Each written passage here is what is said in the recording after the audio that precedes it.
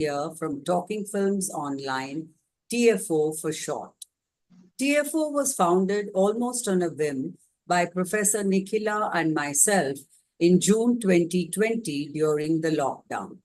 Since then, TFO has had uninterrupted discussions on films from all over the world every Saturday at 9 p.m. on Zoom.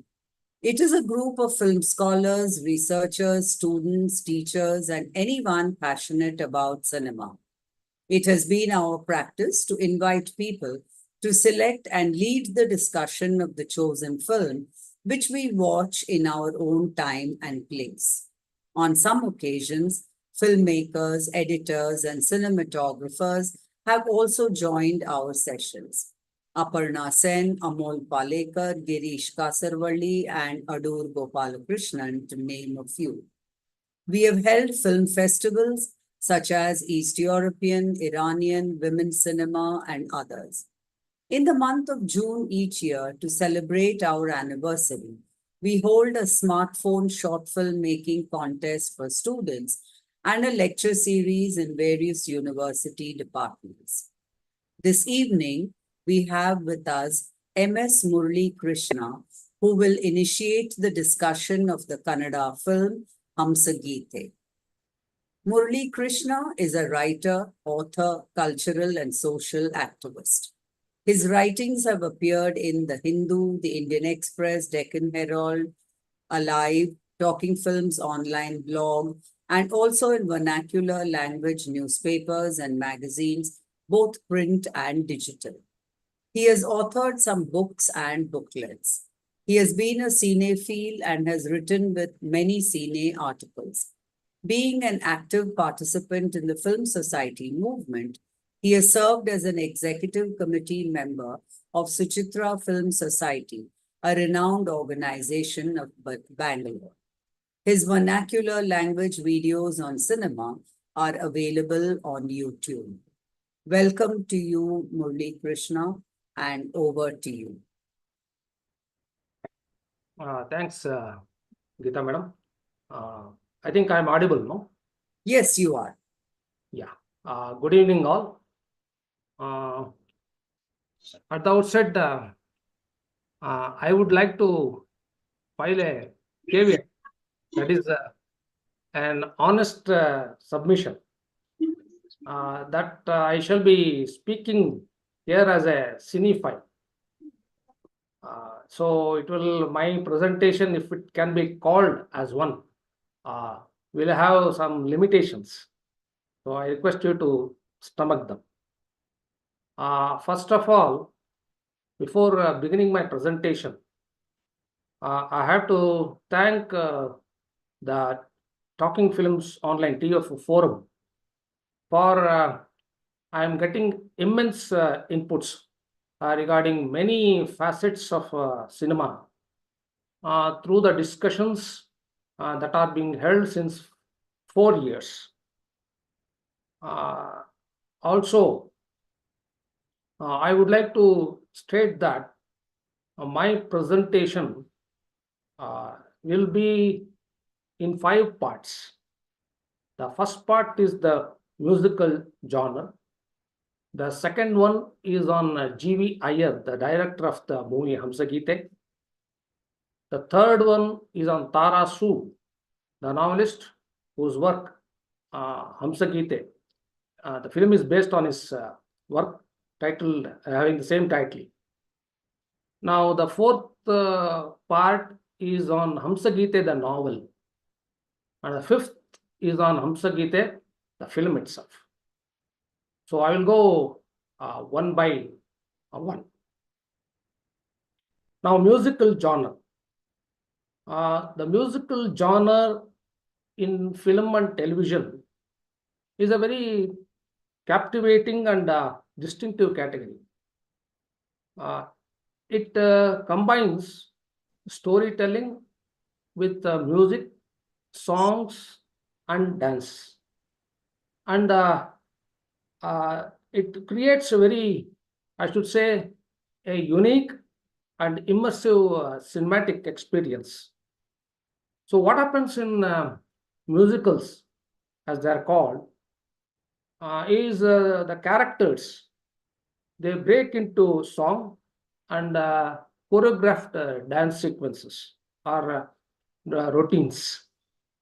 So it allows them to air their emotions, thoughts, and motivations to be expressed in a lyrical and often larger than life-size manner.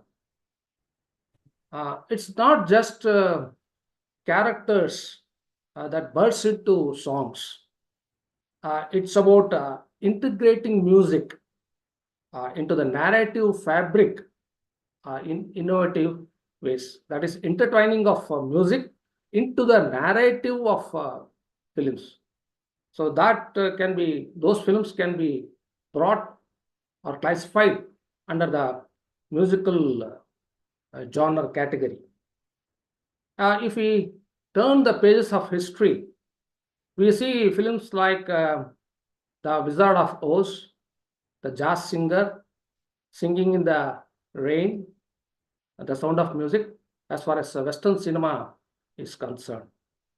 So coming to Indian films, we have the examples of Baiju Bawra, Tillana Mohanambal, the Tamil film, Sardari Begum, Khayal Gata of the famed director Kumar Sahni, Bharatam, and there are some other films also, many films in fact. Now, Janak Janak Payal Baje, though a film which is famous for its dances, we have heard of Gopi Krishna. But I think, according to me, this can also be included in the musical genre category. Now, coming to Kannada filmdom, films like Sandhya Raga come to my mind. And in the Sandhya Raga film, G.V. Iyer has penned some lyrics also. I think 2 songs, if my memory serves right. But he was also a very famous lyricist. I will come to that later. Now, another film which comes to my mind is Sanadi Appanna, where Dr. Rajkumar has done the protagonist role, and some other films. They can be called full-scale musical films that have attracted the attention of viewers. Now, there is an interesting topic about Chidanand Das Gupta. We all know him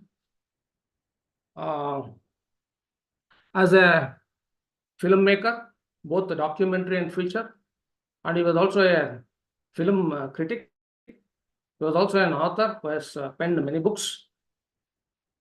And there is a particular book called Talking About Films.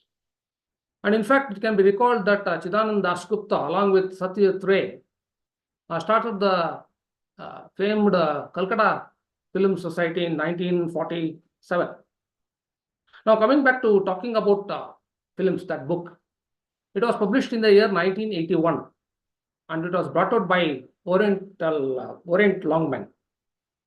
In this book, there is a chapter titled Music, Opium of the Masses. We know the origin of this opium of the masses, and many times many people have wrongly interpreted without going into the context of what Karl Marx said about opium of the masses. That's a different story altogether. I will not go into that. But in that chapter, Chidanand Das Gupta says, among other things, I quote him, India is one of the few countries in the world where every film is musical.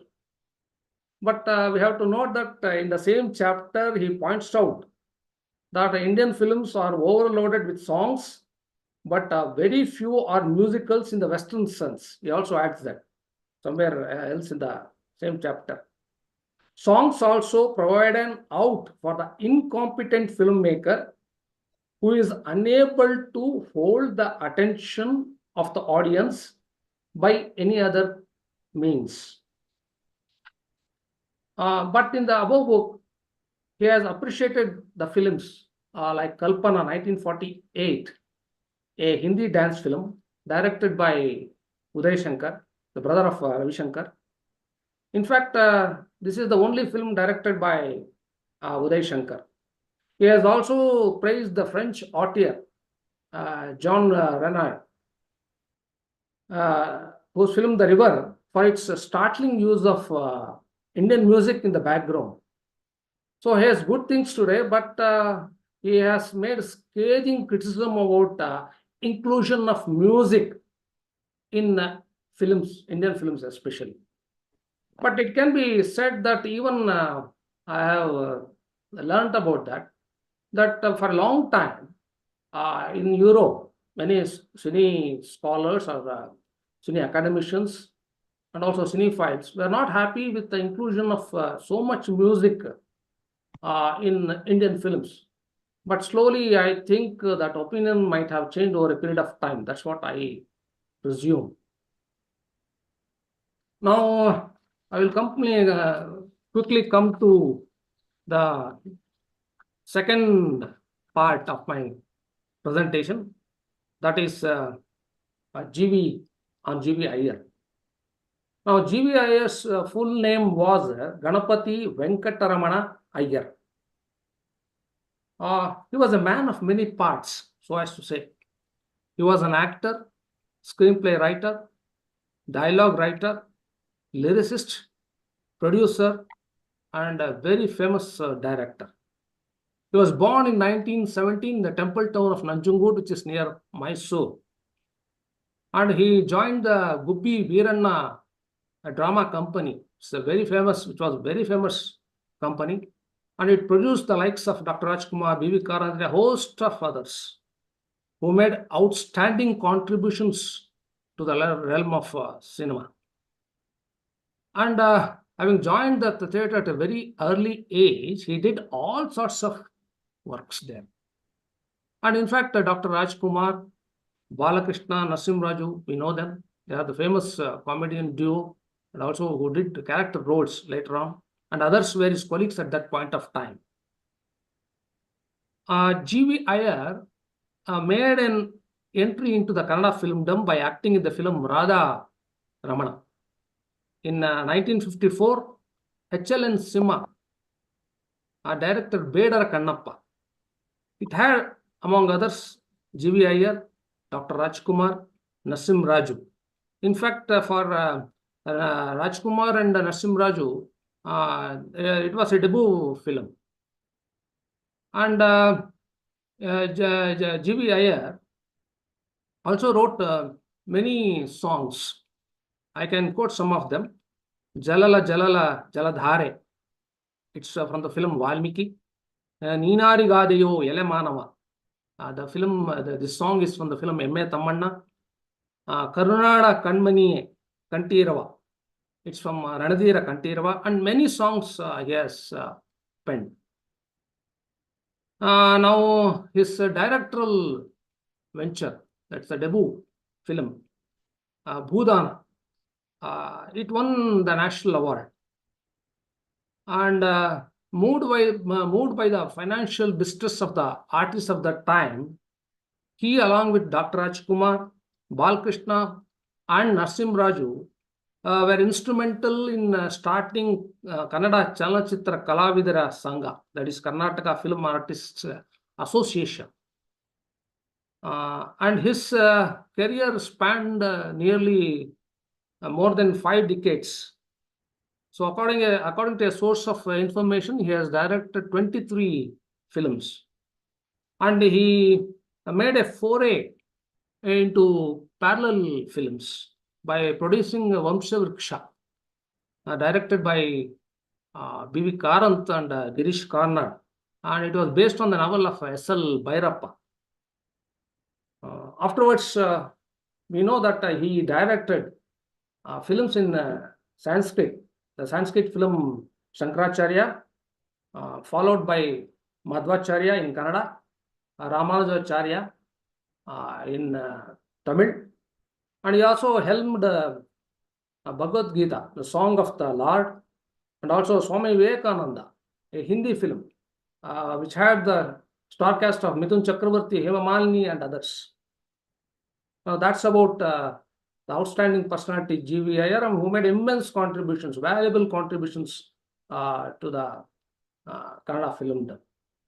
Now I will come to the author of the novel HAMSAGEETHE, on which the film HAMSAGEETHE is based. Now his full name was Talukina Ramaswamaya Subbarao, and he was popularly known as Tarasu. He was a very prolific writer. He started his career as a journalist, then he became a novelist, and his novels included social, historical, and mythological contents. In total, I think he wrote about 68 novels, which was quite prolific. He belonged to the Pragatishila movement of Kannada literature, that is progressive movement of Kannada literature, and it forms one of the 5 forms in the realm of Kannada literature. The other the remaining 4 ones are Namodaya, Navya, Bandaya, that is the protest literature, and also this Dalit. Now, this Pragatishila movement also gave outstanding novelists. For example, Anakru, A.M. Krishna Rao, Basaraj Katlimani, Chaduranga, and many others. HAMSAGEETHE, he wrote in 1952, and it became so popular that the then Maharaja of Mysore, Sri Jaichamarajendra Wadiyar, he read it and he wanted to meet him. Then it became a text for degree students.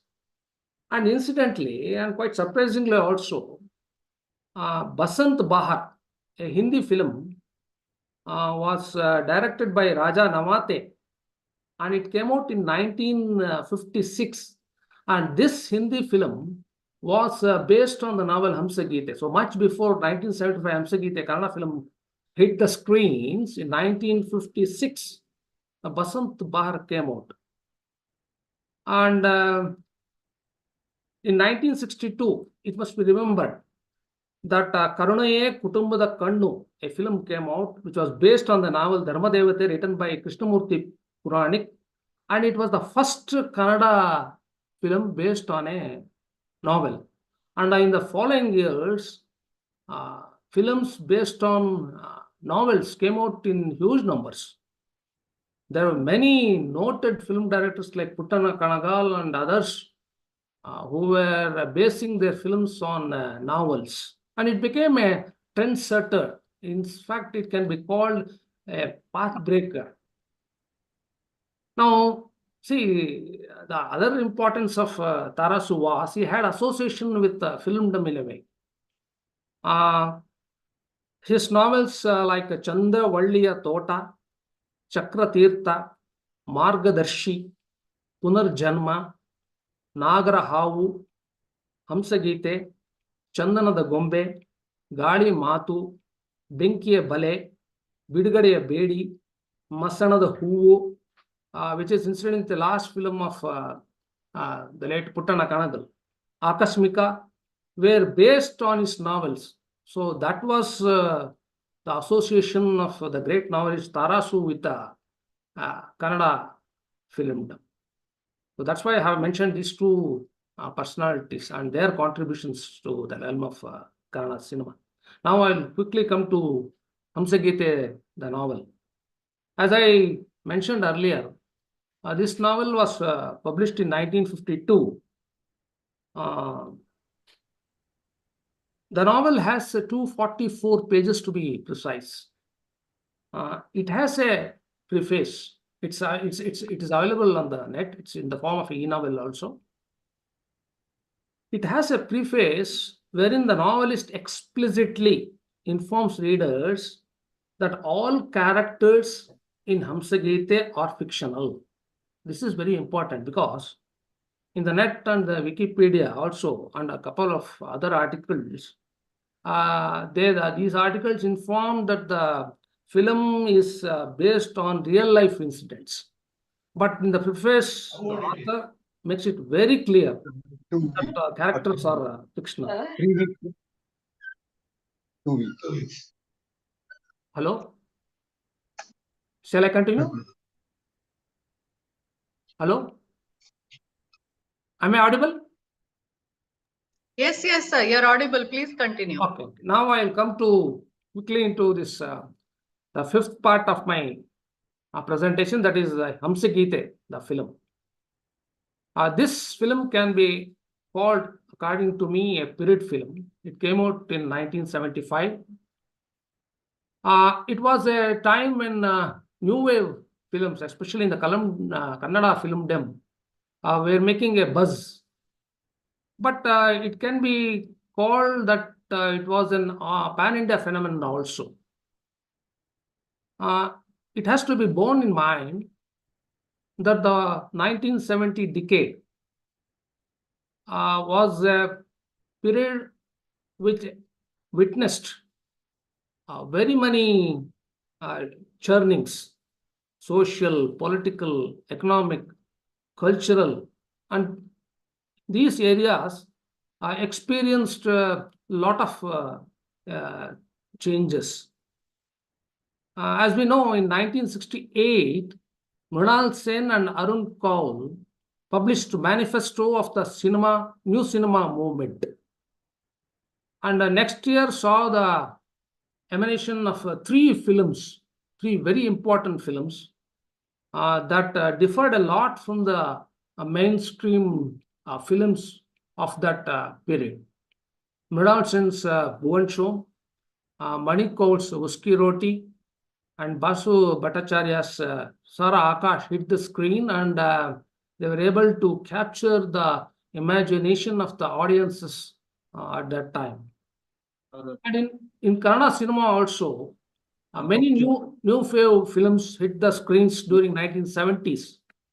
A mention can be made about Samskara, Vamshavriksha, Kaadu, Pallavi, Kaadu Kudre, Gijagana Gudu, Vandu Urina Kate, and there are many other films. So it is a long list. I don't know that long list. Just a cursory glance I have made in this regard. Now, HAMSAGEETHE too has many hallmarks of the new wave films, which I will come to them later. The film was directed and produced also by G.V. Iyer. In fact, the screenplay of the film was also done by him. The cinematography was handled by Nemai Ghosh, and music by the eminent Carnatic musician Dr. M. Murali Krishna. But in that there was a segment, the Ashtapadi segment is there, the Gita Govinda of Jayadeva. Those portions of those songs pertaining to that Gita Govinda was directed by the very famous music director T.G. Lingappa. And the background score, the BGM as it's called, was given by B.V. Karanth, who has also acted in that film. Now, the film has a running time of 150 minutes, and it has got melodious and soulful songs sung by Dr. Balamurali Krishna, M.L. Vasanta Kumari, P.V. Srinivas, P. Leela, B.K. Sumitra, Bengaluru Lata, and maybe some others also. And the film won 2 national awards. That's the 23rd national awards for the best feature film in Kannada and the best male playback singer. That's M. Balamurali Krishna got that award for his singing in that film. Also, HAMSAGEETHE won 3 state level awards. That's the Karnataka state, given by the Karnataka state government. Now, just I will mention some details of the songs for the audience here. Tanam is there. That's a very, when the credits of the film goes, or we see the credits of the film, we see the Tanam in Raga Amrita Varshini, sung by Dr. Balamurali Krishna. Then the second song, Himadri Sute, Raga Kalyani. It is sung by Professor Ramurthy. And also there is one more song of same Himadri Sute, Raga. It's in Raga Kalyani, sung by Dr. Balamurali Krishna. In fact, this is the only song in the film which is full. So other songs are in bits. Then Chinta Nasti Kila Tesham. It's Shankarabharanam. It's in Raga Shankarabharanam, sung by Dr. Balamurali Krishna and B. Vasanta. Manamaya song is Raga Kamboji. It's Jayadeva Ashtapadi, sung by Dr. Balamurali Krishna, B.K. Sumitra. Kalinganartana Tillana in Raga Surati by P. Leela. Shri Saraswati Raga Arabi, Dr. Balamurali Krishna. Geeta Govinda, that is Jayadeva Ashtapadi, and slokas by Dr. Balamurali Krishna, M.L. Vasant Kumari, B.K. Sumitra.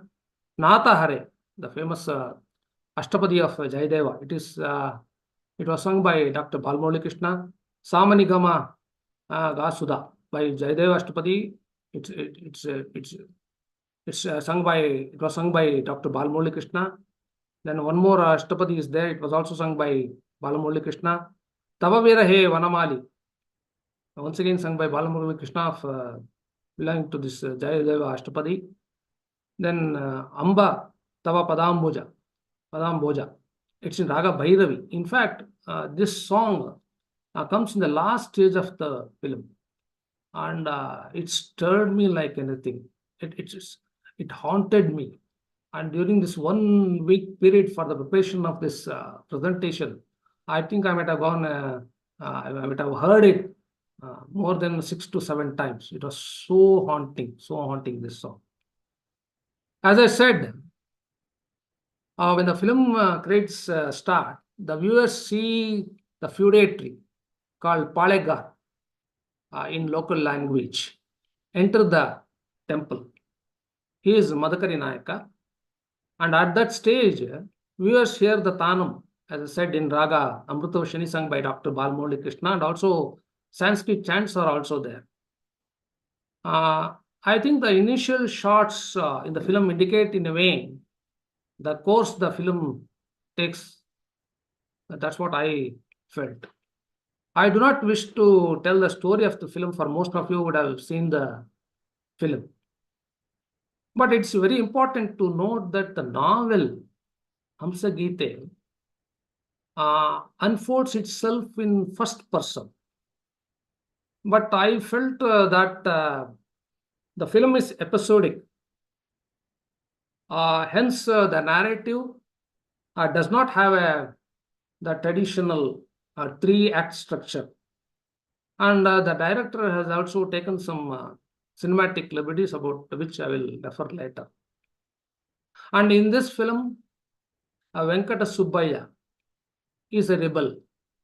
And also, the second guru he gets in his life, that's the character played by B.V. Karan, is also a rebel. And both these persons, they defy societal norms of the times in which they dwell.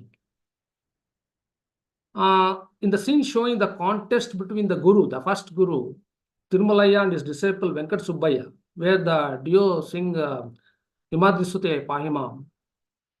By the way, it's a composition of Shama Shastri, one of the great musicologists, I can call him, belonging to the Trayoka. Shama Shastri, Muthuswami Dikshita, and Tyagaraja Bhagavata form the famed Trayoka of Carnatic music. So at the initial stage of the film, what happens is, when this song is sung, the camera zooms in and zooms out. And also it pans very swiftly. And there are also close-up shots of inanimate objects like the jewelry worn by Tirumalaya in his wrist. Then coming to the next part, G.V. Iyer does not conform to the dialogue technique that's normally used in mainstream films. There are many such shots. He doesn't conform that to that technique. I will give some examples for those shots. When Venkat Subbaiah goes in search of his guru, that after the concert where he loses in a competition with his disciple, namely Venkat Subbaiah, he will become distraught. He will be very saddened by his defeat. Then he goes away. Venkat Subbaiah comes in search of him, and we see that a person is cutting grass, and that is shot in a very close-up manner. It's a close-up shot. And he walks carrying a haystack. Venkat Subbaiah inquires whether he saw his guru. We see only hear his voice, and that means we hear only his voice. So Venkat Subbaiah is not in the frame at all. And the same technique is used when he goes to the house of one of the music teachers. That teacher asked one of the students to spin some yarn, as is not interested to teach Venkat Subbaiah. Here also, we do not see the student in the frame. And so also in a dialogue between Venkata Subbaiah and his uncle, Mysore Bhatt has donned that uncle's role in the film. The uncle is seen consoling Venkata Subbaiah after the suicide of his guru, but Venkata Subbaiah is not in the frame. So these are some of the shots where the usual dialogue to dialogue techniques has been given a go by GBR, and this is one of the element of new way filmmaking. Now, in a shot, after his uncle, his uncle refers to a music teacher. After all this, after some of the teachers were reluctant to teach Venkata Subbaiah music, his uncle says that there is a person, you go to him. So we see Venkat Subbaiah going in search of him, and he's seen climbing steps. And viewers at one point of time see a light in the form of a burning tiny, I think it's a jute stack. The camera then focuses on a chillum and the fingers of the music teacher rubbing probably weed. And I felt that it was a very noticeable introduction to the boozer and drug-consuming group, that role played by B.V. Karan. Now, the mother of Venkat Subbaiah does not like his son married to Chandrasani, the courtesan. Then her brother, that is the uncle of Venkat Subbaiah, will not be on the same page as that of his sister. When she steps out of the house to go to the house of Venkata Subbaiah after his marriage to Chandrasani, with an intention to put an end to the affair of that marriage of his son, her brother, that's Venkat Subbaiah's uncle, stops her and says that he would go to meet her. Later, he will be impressed by the reverent behavior of Chandrasani. When he returns home, he informs her sister that he could not be a stumbling block in the lives of Venkata Subbaiah and Chandrasani. On hearing this, the sister, who is using a wooden board, is seen wiping it off with her hand, indicating that the matter is beyond the scope of his brother and herself. I think that shot made an impression on me. And the film has very few dialogues. That story of the film unveils as plot points and through sequences having the stamp of music writ large on it. In other words, music is intertwined with the narrative of the film. The songs rendered by various singers linger long after watching this film. As I told you, the song Amba Tava Padam Bhoja song. The background music is also of B.V. Karan. Should find a mention here. According to me, it embellishes the overall music of the film. The male and the female singing, alap, and others are commendable. And the others include what we hear, the beats of the mridangam. When he winds his way to his house to call on her mother, they are simply splendid, I tell you. The mridangam beats during that stage of the film are really splendid. And in fact, those mridangam beats, on hearing them, it was a type of a visit to my days of yore, the bygone days. When I was learning mridangam during my high school and pre-university days, of course, I was able to learn only Aditala and Rupakatala. Afterwards, I could not continue with that art. Anyway, I remained to be a lover of all types of music. Now, also, the other sounds that we hear in the background are also of Tanpura, that is the tambura. Tambura is also called Tanpura. Sorry.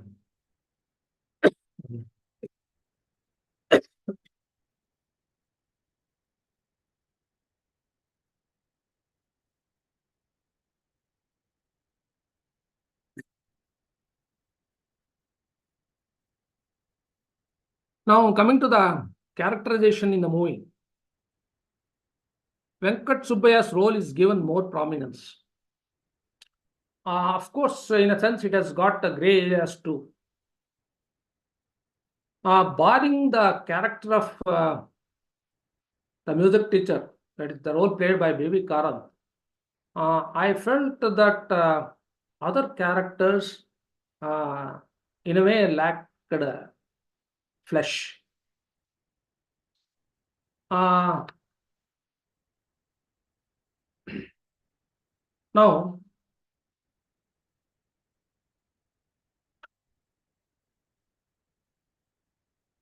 okay, in an article in Upper Stall, Ramchandra P.M. He is a filmmaker and a critic. I think he is based in Pune. He is a Kannadiga based in Pune. He has, in his article in Upper Stall, writes like this, I quote, HAMSAGEETHE is a film about a classical singer who liked to live on his own terms. He is an outcast, a rebel, who appears to be different from the rest of society. Like the mainstream cinema, the Kannada New Wave too did create some of its own stereotypes. The isolated, eccentric artist is one among them.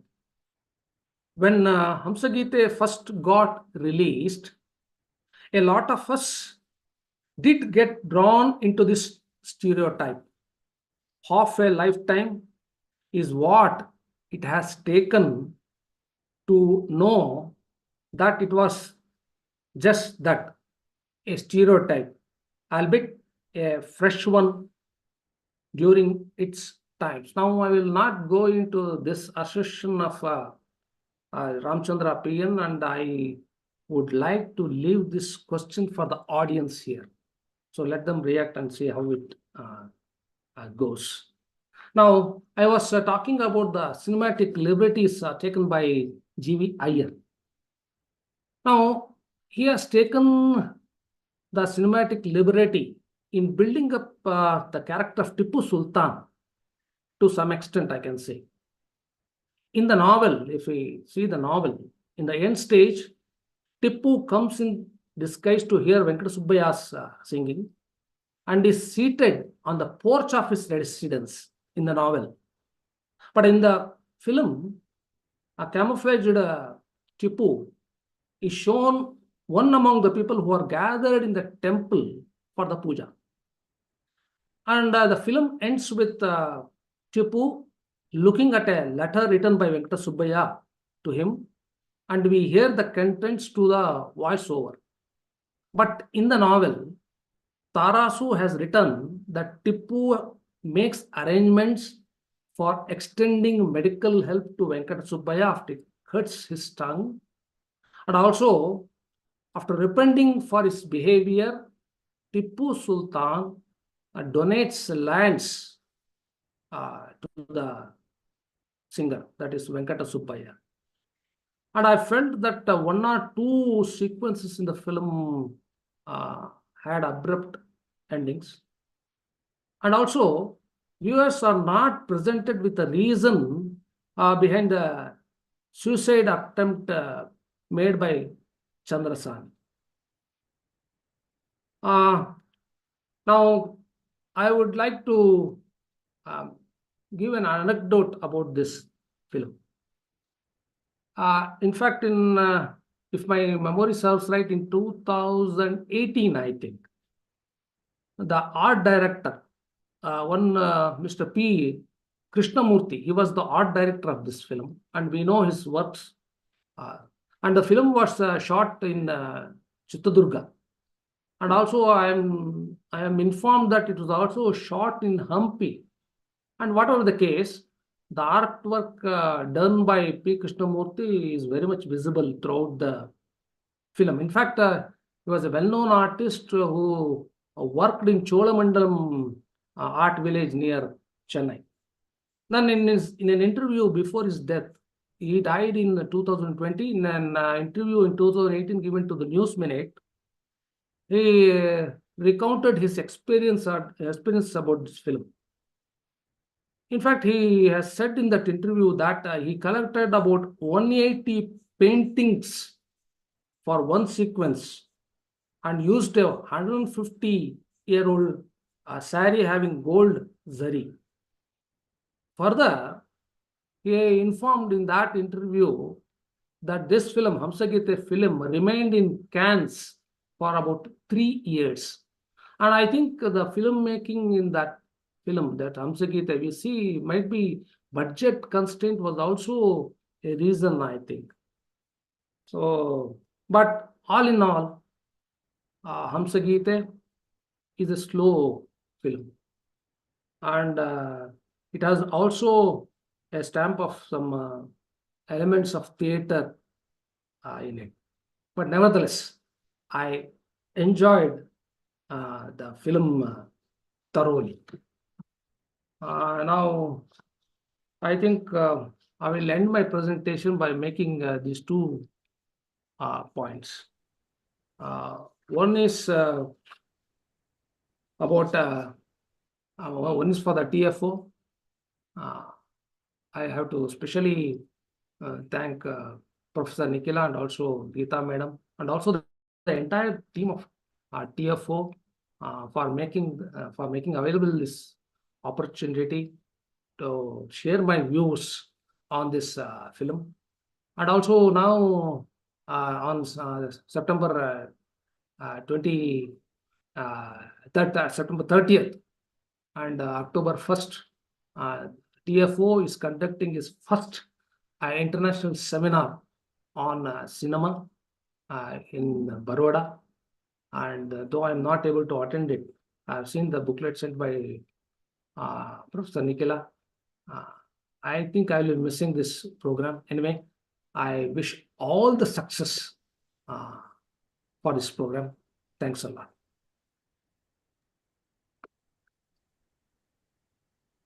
Thank you very much, Murali Krishna, for your wishes for our seminar. And of course, for your really detailed introduction to the film. You have opened out several discussion points for us. Thank you for the extensive background that you gave to the film, as well as the novel on which the film is based. The discussion is now open to all. So, anyone would like to come in? Geeta, can I? Yes, please go ahead. Okay. Murali Krishna sir, first of all, thank you very much. It was a wonderful, detailed tour that you took us on.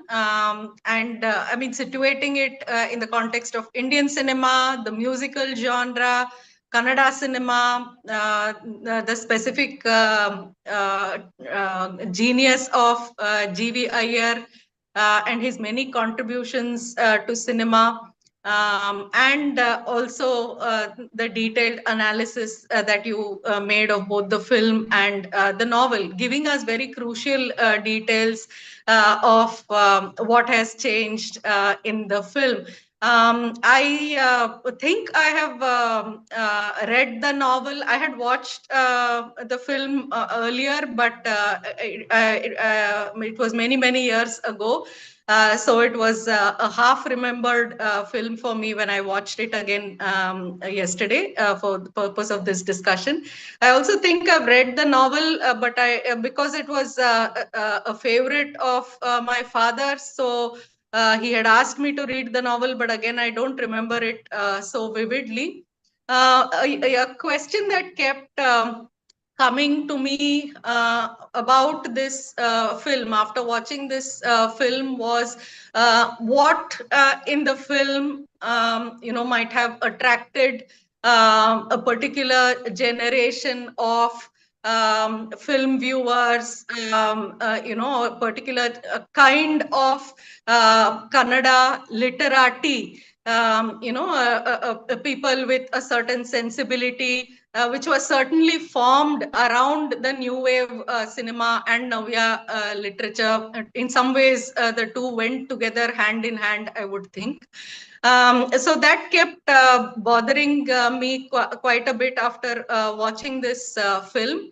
And I was thinking about one particular aspect, which I suppose is true as much of Navya literature as New Wave cinema, particularly examples uh, of an upper caste man, who ostensibly crosses caste boundaries. So, what are the terms and conditions on which such boundary crossing may happen? It looks like at that point in time, novels and film were kind of exploring this particular aspect. An upper caste man who, let's say, drinks toddy or eats meat or gambles or has a relationship with a courtesan, a sex worker. What are the terms and conditions? And in some ways, also to invent, as it were, an alibi for such a boundary crossing. In this particular instance, it is his artistic genius, which allows him to, get away without getting excommunicated. Whereas it might have invited something like that, as it happens in Samskara. So I thought, during that period in the Kannada social sphere, when there is, churning with regard to caste, maybe we need to situate this film, situate the new wave films that came during this period, in a context where new wave cinema, Navya literature is looking at such boundary crossings. As you said, it is a moment to stage some form of the radical before it kind of gets recuperated within a caste structure. But the cinema, in some ways, at least, I thought, is trying to structure an alibi or give and provide for an alibi for such a boundary crossing. As for the character, the central character, it's also very he's a very such an element of masochism, about punishing himself and thereby punishing, I don't know, punishing Chandrasani, punishing people around him. So it was also somewhat uncomfortable. But as P.N. Ramchandra said, this is a view that I'm taking, at this point in time, many, many years. I'm sure when I watched it in the milieu in which it was released, with the kind of fandom that the film had, in my immediate social circle, it was a very different assessment of the film. But I think it is very important, as you rightly pointed out, to look at the different circumstances, from the novel when it was released in the 1950s to the film which gets made in 1975, when it is very much part of the new wave milieu. I think it has taken many characteristics of Navya literature and new wave cinema of the period. And another wonderful aspect of the film is the amazing cinematography of Nimai Ghosh. Yeah, I think it's Nimai Ghosh. So I thought it's brilliant. I mean, some of the shots, of the outdoors, the rocks. The rocks are like virtual characters in the novel. I mean, in the film, almost as if they form the protagonist society as he turns away from the society of humans. This is my response. Thanks for allowing me this longish response. Thank you. Thank you, Nikhila. Would you like to respond, Murali Krishna? Yes, I completely agree with the views expressed by Professor Nikhila. In fact, the Navya literature was, in fact, more centric to the idea of individualism. And regarding the film of this photo cinematography of Nimai Ghosh, she is right. We see many shots where the protagonist hits the path. We see huge bricks or bricks made of stone, and that in a way indicates the societal structure that has been there since a long period of time without undergoing change or any such thing. In fact, I wanted to add that point in my presentation, but I think I left out for obvious reasons. But there are many such films. Even if you take the film of Ijodu, directed by M.S. Satyu, there also you can see the characters walking through certain pathways which have stone walls, or that in a way shows that societal structures don't change, and it takes a long period of time to see changes. So thanks, Professor Nikhila, for your observations and also inputs. Thank you. I also thought it was a very deeply philosophically engaging film, the relationship of art with the artist, and also art as an embodied experience, both for the practitioner as well as for the spectator, the audience. So there are a couple of audience scenes as well in the film, which I thought were very interesting, and the final act of chopping off the tongue. I mean, it was really gruesome, and it was really tragic. But at the same time, it elevates the narrative to that spiritual, philosophical level uh, where the engagement of the artist, with his art is through the process of embodiment through the body, and that becomes, a final, almost like a final act of sacrifice on the part of the artist in the larger interest of the very art that he practices.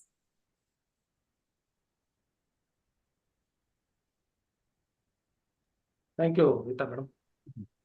Any other responses?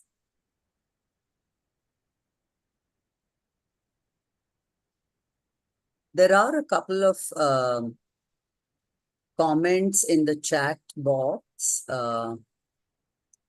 S. Ramesh, would you like to speak, S. Ramesh? Or should I read out these comments? The first one, he says, path breaking, Tana in the titles uses tabla beats for laya. This was innovation of Murali Krishna. This set precedent for future singers in kacheris to use mridanga, ghatalaya while singing tanas. Secondly, the best song Ashtapadi in Kamboji, Manamaye, was removed in the final cut. I feel very sorry for missing this in the final release of the film.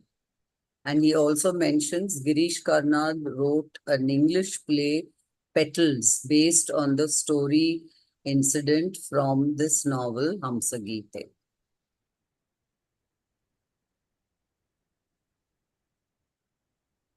Any other comments? Faniraj, would you like to speak?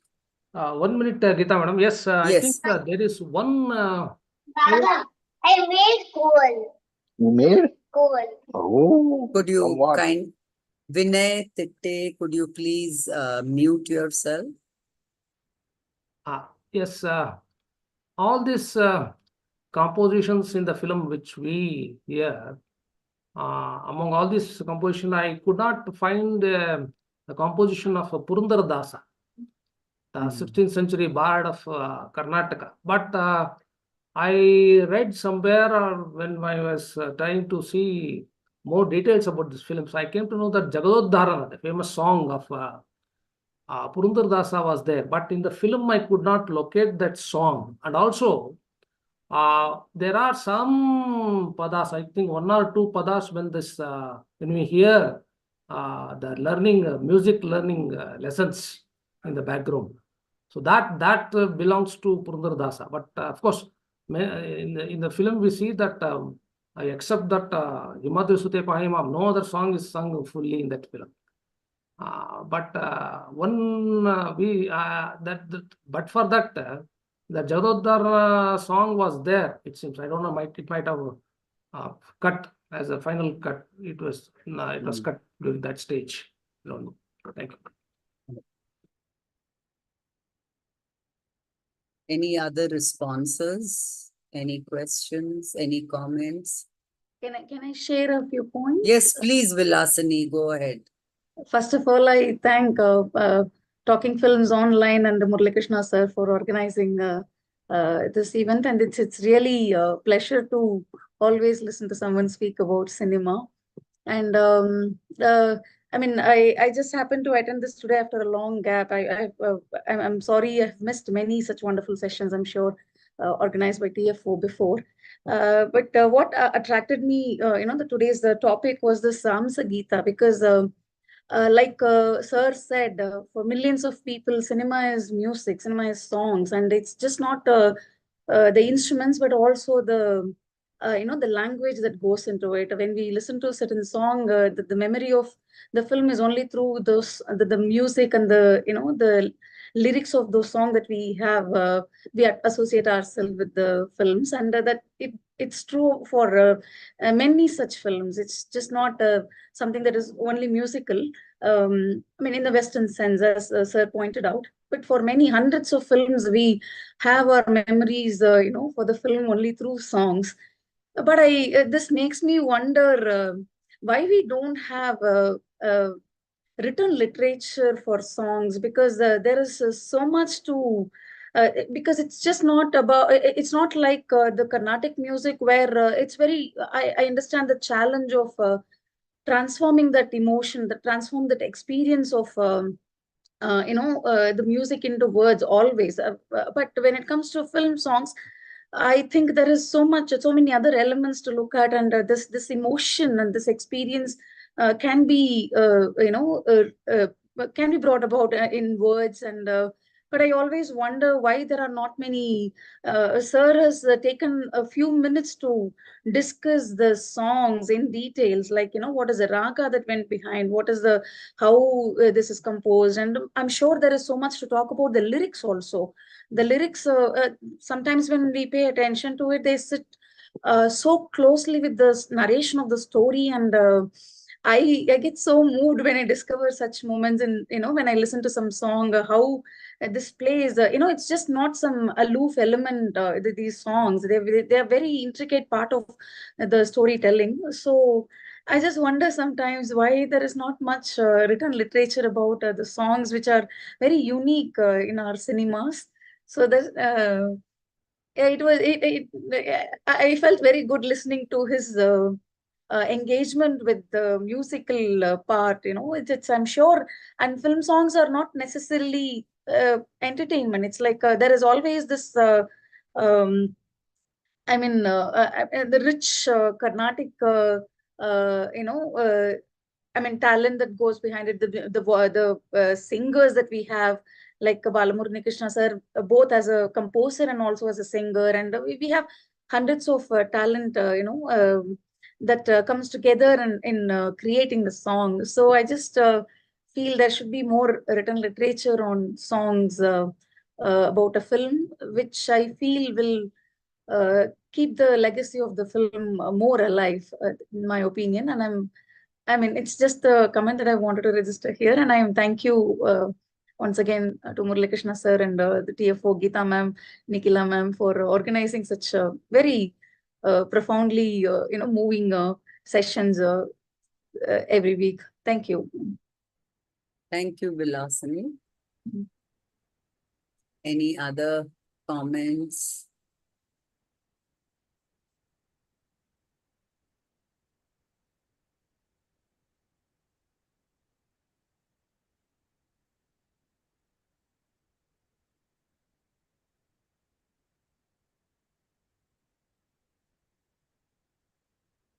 Since we see many new names here in the meet today, let me just tell you, if you are interested in joining our forum, you could send us an email. I'll put the email on into the chat box, and we could add you to our groups. We have a private group, Talking Films Online, on Facebook, and we also have a group on WhatsApp. You will get updates on the films that we are going to discuss. So if anyone is interested, please feel free to write to us. I'm putting the email on the chat box, in the chat box. It's just talkingfilmsonline@gmail.com. Geeta, can I? Yes, can I- yes, please go ahead. I have one a dumb question to Murali. Murali, I mean, is it very much necessary to structurally understand HAMSAGEETHE, have a nuanced knowledge of Karnatic's music? Murali, I'm audible? Yeah, you are audible. Yeah. It's my very dumb question because my own view about HAMSAGEETHE and the milieu which it said and Tarasu. If you can answer me, then I can go ahead with some dissenting points of view about the whole novel and the film, or Tarasu's literature as such, which and the films based on it. This is because I want to have a view of film in its structured elements. I mean, if I am not nuanced in Carnatic music. Am I missing a lot in this film?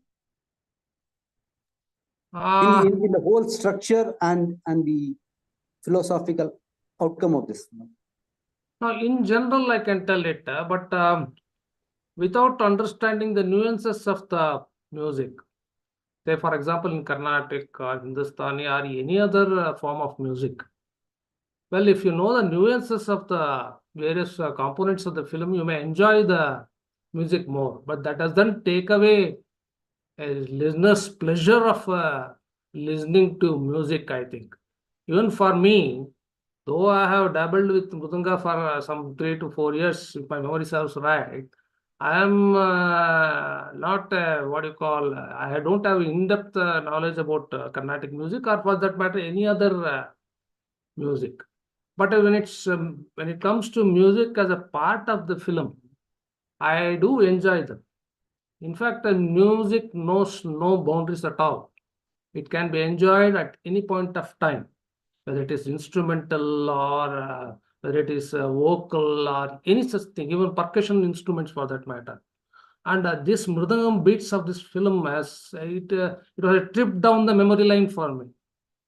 It gave me a pleasure hearing those Mridangam beats, and it took me to the days of yore. So these things do happen, and one need not have a knowledge about music to enjoy the music, which transports a listener to some other world. I'm not speaking of the outer world or upper world, no, nothing of that. No. Even if it is ethereal, what I'm saying is, because the whole socio-philosophical outcome of the HAMSAGEETHE, because I'm skeptical about its making in 1975 and the whole social milieu in which it was there and making of this movie, and later a year's excursion into Shankaracharya, Madhvacharya and all those things in a very post Bandaya and Dalit days. This is a different thing, but since I mean when the film was first released, I was not at all nuanced with viewing the films in the way one is supposed to watch. But way back later in 90s, when I started studying the films, I was very skeptical about the structure of the film and use of music and the central character in it, that the kind of rebellion it was portraying, what it was saying about 1975 milieu, or I mean whole social milieu in which that film was set up. I was finding something very uneasy, Brahminical rebel, which was a revivalist in its sense, a kind of revivalist in sense. That's why I am asking a deeper philosophical engagement of the character expressed with the music of the film. So if I can understand the nuances of Carnatic music and the rebellion, I can transcend my boundaries of my disman, because I am very uneasy with the rebellion of the character, which is highly Brahminical centered, and a kind of portrayal of the feudal society around him. So that skepticism, uneasy skepticism, because the structural elements of the film, if I miss, I may sometimes miss the functional elements of it. That means what it wants to convey sociologically to the audience. So that's why this question is. So I would be enlightened by that. If I say that no, there are very structural elements, composition in the music and how it is engaging with the character and the whole social theme of the cinema, then it makes a different sense to your view. Then I have to learn it more. That's my doubt here. And secondly, you gave a very, of course, substantial part of your introduction to Tarasu's novels, and I was again I was wondering now I wonder because why Tarasu or Anakru was called as Pragatishila in that sense, because their ideas which is captured in their novels are quite revivalist in that sense, and and are very nostalgic about the feudal past, and heavily rooting themselves for something ideal in the feudal past. Take his Chandavali Adota, take his Budana, take his Chakratirtha, the novels which were made into film. Okay, it is highly nostalgic about the feudal, as seen by others by Chaduranga. Chaduranga was quite different in that sense. But look at Anakru. So I find something identical with Anakru's Sandhya Raga and Tarasu's HAMSAGEETHE. That there is, they find it, the feudal nostalgia, as a romantic thing, which is a kind of liberalism which was rooted in revivalist idealism of feudal setup. So it was not so radical as such as Chaduranga wants to see it in a Sarvamangala. So I'm still puzzled why in Kannada literature they are called as Pragatishila in that sense. I mean, of course, Katimani is of another sort, but including Chaduranga and Katimani Ansat and Anakru and Tarasu being put in that category. So that's the.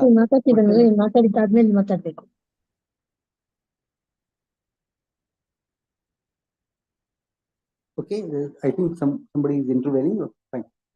So these are few doubts I have, but as a whole, if you look at the movie as such, presently, so that's why my problem is I want to understand the cinema through its structure, and since it's heavily led with Carnatic music, and I'm not well versed in Carnatic music, I am skeptical whether I'm missing certain structural aspects of the cinema to comment conclusively on its sociological elements, because the whole setup of this thing, the Tarasu also sets it in 18th century Madhukari Nayaka feudal setup, and then his central character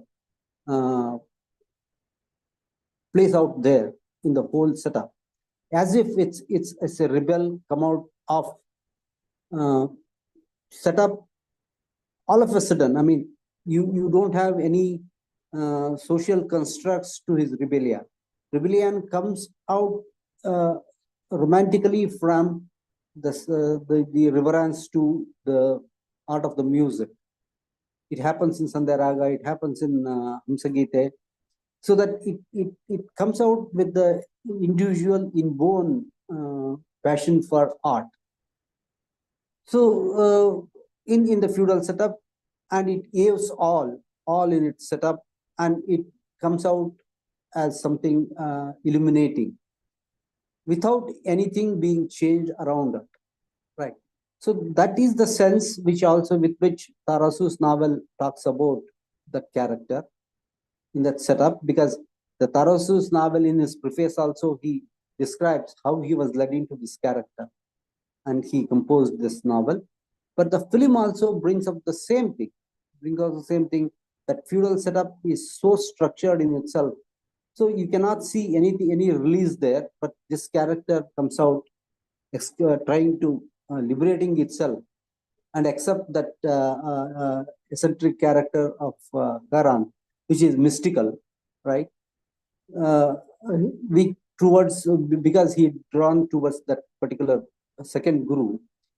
Except that, what is that? What is that liberalism, liberating liberalism of the Venkat Subbaya, which comes out is purely through art, his dedication to art. That too from a Brahminical tradition. So that's amazing for me. I mean, is it romantic, too much romantic liberalism of Brahminical kind in a feudal setup, and celebrating it in 1975? That's the whole kind of churnings, ideological churnings about the society and the way art deals with it, as I view HAMSAGEETHE just for this discussion after a long time, after 10 years. So this is my thought at this moment. Thank you so much, Paniraj. Murali Krishna, would you like to respond? I don't know. I'm afraid whether I can give any convincing answers to the questions posed by Paniraj. But one thing is that the story, as he told, it unveils itself in the later part of 18th century, somewhere near when Tipu Sultan had succeeded Hyder Ali. And we all know that it was a period when mercantile capitalism was taking shape in at least in Mysore state. Now the point is about the observations of Pani. Well, what was the situation at that point of time? Social, political, economic, cultural, etc. During the what you call the last stages of 18th century. Then the novel was written in 1952. The film was made in 1975. Now, what is the prism from which one can see the film? Whether in 1975, using that lens, during that, the lens belonging to that period can be seen on the events that has taken place somewhere in the last stages of 18th century. So I am nonplussed. How can we arrive at certain things from the prism of say 1975 and also later?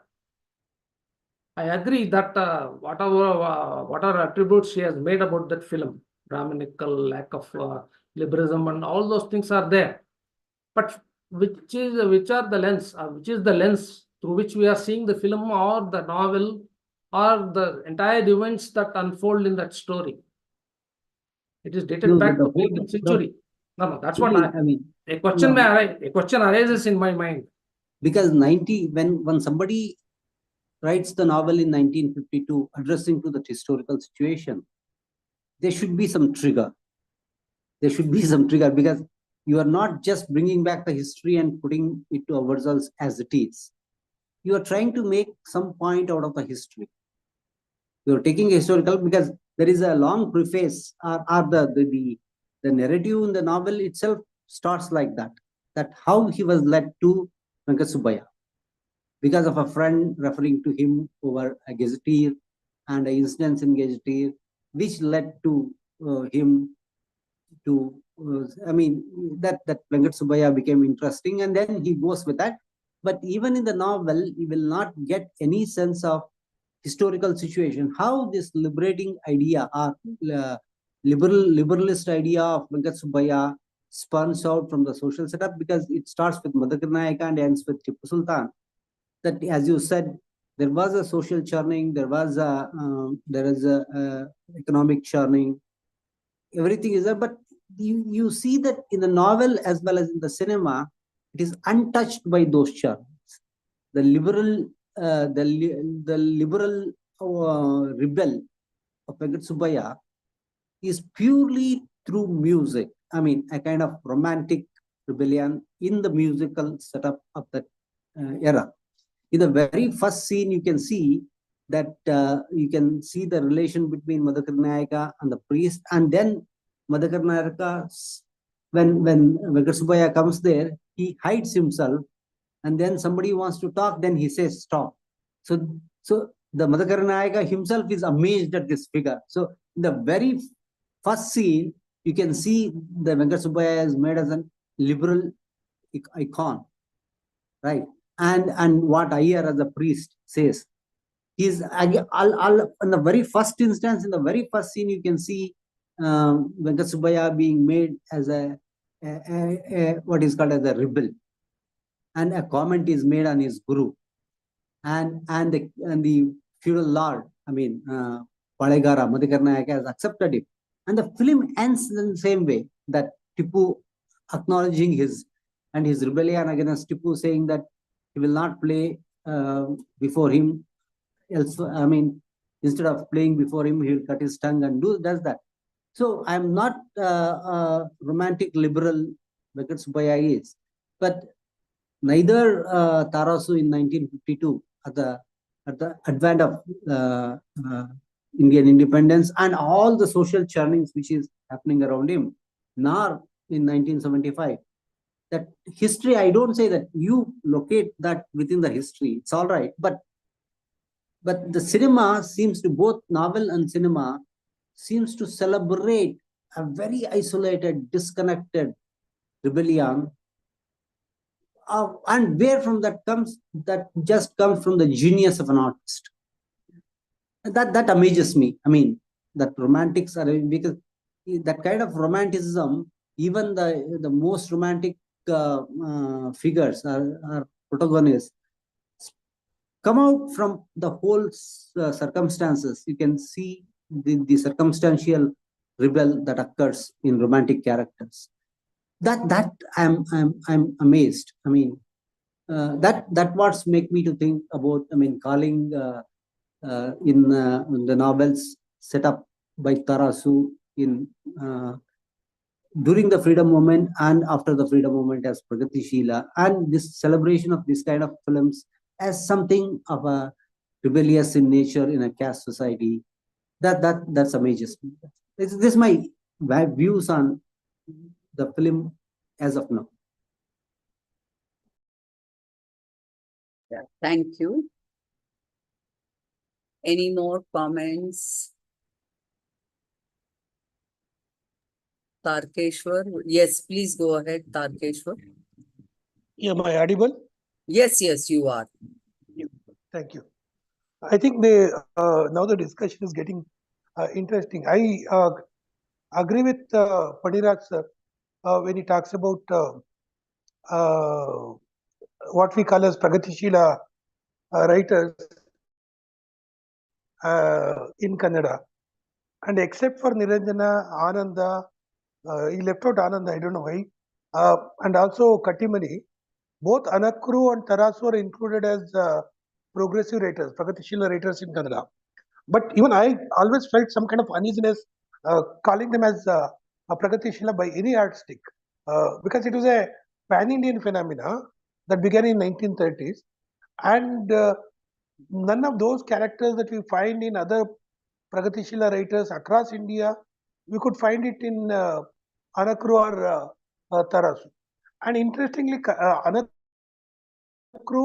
was more inspired by a certain kind of Kannada nationalism. That was another thing. And then the Tarasu was more interested in the kind of a kind of what I say local history. The novels that he has turned out on Chitradurga is quite interesting. That I think that the ideological underpinnings of this fictionalizing the local history by Tarasu needs a kind of separate study. Yes, of course, the way he constructs this local history is touched by a certain kind of nationalism with a religious tone. No doubt about it. But in spite of that, I think even the difference between HAMSAGEETHE as a novel and then the HAMSAGEETHE as a film shows that Tarasu handles Tipu's character more maturely than the Iyer has handled it in the film. That apart. But again, this literary historiography in Kannada needs to be re-evaluated. I completely agree with Padiraj sir in that. And again, another interesting issue that has come out is about the reconstruction of the past or on celluloid or in literature in 20th century. That is quite interesting aspect. Though Murali Krishna said it's a kind of, in the preface itself, it says that it is fictional. But many people have pointed out that there is an antecedent to this novel too. There was a character in the late 19th century, and then it is based on that. Of course, the writers too take liberties and then change it. But these antecedent texts are also important. In that sense, the 19th century is important. In that sense, the novel is important. Tarasu is quote unquote a progressive writer, writing about a late 18th century um, incident or a life, the context, and then the that being again put on celluloid in 1975, and in between, it is another interesting thing. There is another novel called Subbanna by Masti Venkatesh Iyengar. Masti is supposed to be a Navodaya, which precedes progressive writers, but the novel on a musician, again focusing on Carnatic music, comes first by a quote unquote the progressive or Pragatishila of a particular variety in 1952, and then Masti writes a novel on Subbanna, and then the film comes. This is also quite interesting. And another aspect that was flagged by Murali Krishna was about this figure of the romantic artist, how it emerged.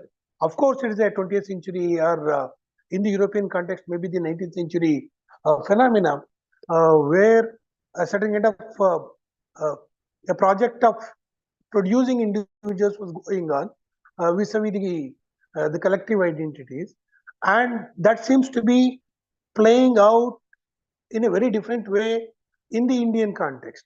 So this how this figure of the romantic artist is deployed in the Indian context in our literature or on celluloid is something that is also worth investigating.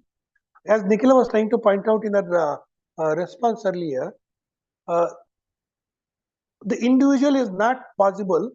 The individual can be possible and accepted by the larger society only when E, again the point I'm stressing the point, word E is artistic. So there he can take liberties with the tradition. I think that notion, uh, yes, there is a conflict between tradition and modernity, and you can take liberty with the tradition only if you are artistic enough. That seems to be the kind of uh, figure that seems to be deployed in literature in general and also on celluloid. And I was wondering recently that there is a spurt of movies in Malayalam in the last 10, 12 centuries, where again this kind of artist as a kind of transcending, socially transcending character seems to be deployed again. Why it is being deployed and what are the consequences? I think we need more nuanced understanding of it, and then the what are the consequences of it also we need to look at. That said apart, even when I watched the movie in maybe late 80s on television, I was completely mesmerized by it. And that is also another interesting thing. Today I might be critical of it, but what in it makes me completely taken by it, that also needs to be investigated. We can be a critical reader or critical viewer and refuse to accept the subject position offered by the narrative. But in spite of that, it is also true that even today it wards our attention and it propels us. And why is it so? Is it some kind of values that are projected onto the past there? In the sense that you need to stand by your word, state. Yes, there is a king. That is another interesting thing in the movie. The Palegara is there in the first kacheri itself, the competition, but in a disguised way, and he is observing everything. And in fact, camera takes the role of the this Palegara, and then this observation by the Palegara, and then the ending with the king. That also the state and the relationship. Historically, there might be several inaccuracies. Was Mysore, Carnatic music concerts were well established in late 19th century, like calling him for some Nataraja festival and things like that. That's a different issue because some people who have worked on history of Carnatic music and then this concept of kacheri itself, uh, they say that it's a 19th century phenomena. But in spite of that, how this gets projected onto the past and why is an interesting issue to look at. But again, it's not completely fictional. There's some indication that it was there, and then how it gets recast in the 20th century is something that we need to look at. I think I'm taking more time, but again, it's an interesting movie, and the values that it projects. One has to stand by himself, even if the state asks him to be the court poet. You can reject it, resign it, and walk out of it, because film somewhere also shows how being a court poet, certain kind of ego and then certain kind of arrogance creeps into you. Some kind of anti-state sensibility is there. It need not be simply at the end the anti-Tipu sensibility. That sensibility is still there, is all through the narrative. And then he has given a walk, and he needs to stand by it. He has played the ragas that certain ragas for the money that he wanted, and again he stands by it. And again, it's very difficult for him to get back those ragas. No, now there's no pledge.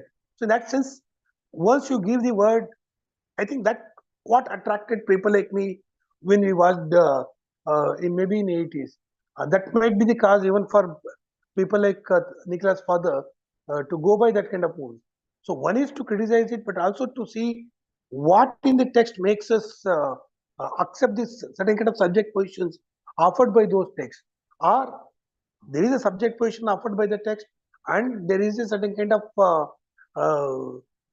background with which I come from, and there is a kind of negotiation between my existing subject positions and the subject position offered by the text, and a new subject position emerges in that process is also quite worth exploring further. Thank you. Thank you, Tarkeshwar. Would you like to respond, Murali Krishna? Both the speakers who have spoken have given much fodder for my thoughts. So it's a learning process. So that's it. Thank you. Okay. Any more comments, questions?